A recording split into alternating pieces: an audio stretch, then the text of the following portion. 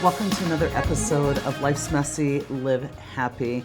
It's the place where I take your questions about living the reality-based leadership philosophy and go deep with them. The reality is that life is always going to be messy, but I firmly believe you can live happy in spite of all of that.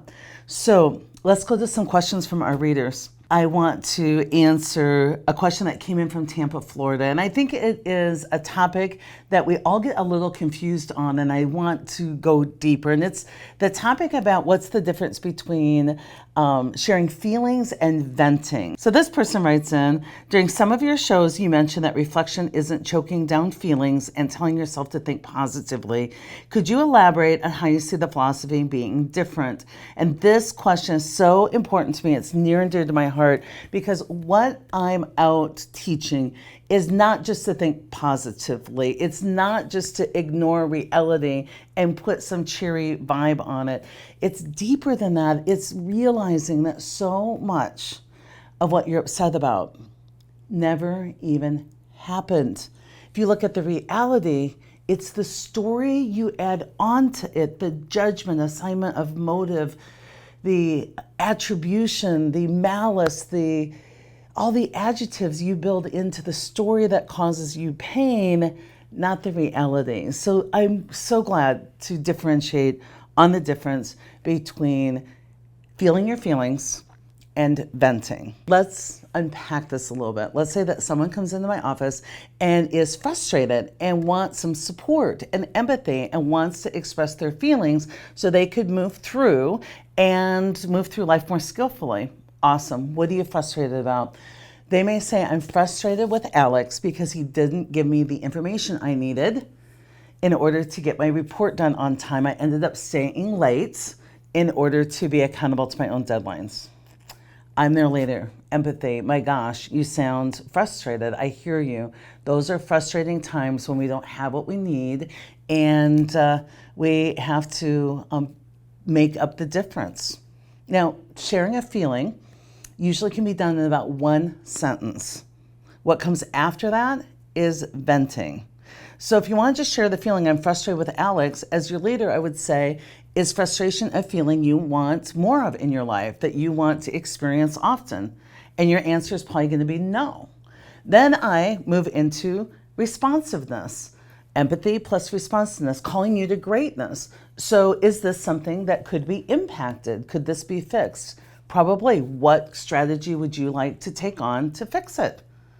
What can you think of? Well, I could go talk to Alex. Sounds wonderful. Do you want to role play that? I would love for you to be able to talk to Alex directly about this.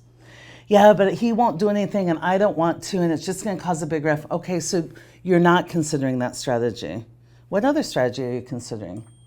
Well, I could put a reminder on his calendar every month. Oh my gosh, that sounds like another great strategy. What would great look like? Well, I'll just put a reminder on his calendar. Perfect. Go do that. Yeah, but I shouldn't have to.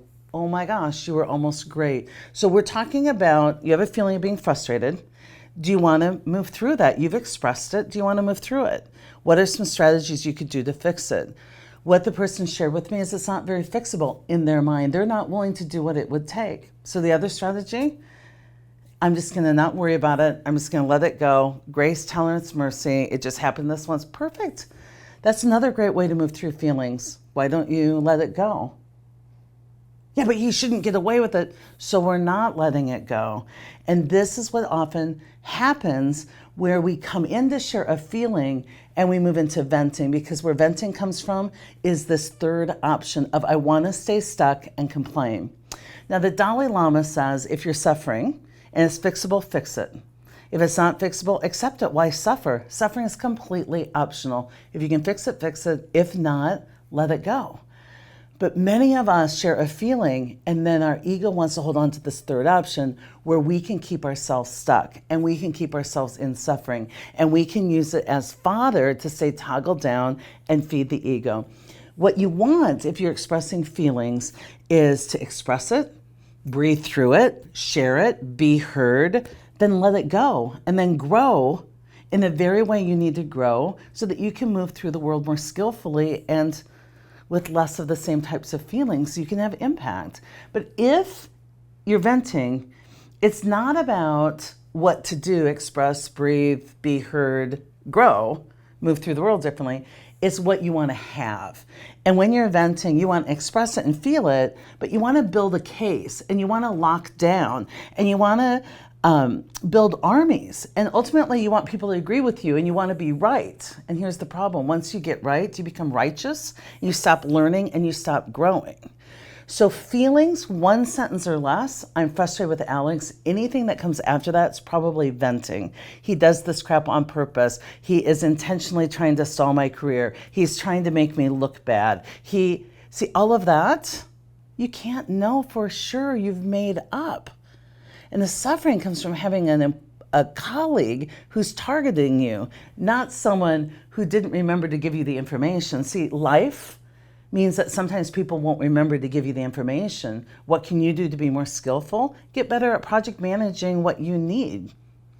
But misery, venting, is all about arguing with how life is and being mad about it and throwing tantrums. So let's take this one step further. What I mean by venting is oftentimes feelings that are really about things that never happened. I want you to make sure that what you're feeling is about something that really happened, because I guarantee you a lot of your feelings are about the story you've created about what happened. So I worked with a gentleman and I was coaching him, and he was angry often. And he saw insults where there wasn't any. And he was miserable. He was toggled down a lot. And he would have these moments he would toggle up and get it and feel happy instantaneously. The world didn't change. But everything would change without him changing anything by editing his story.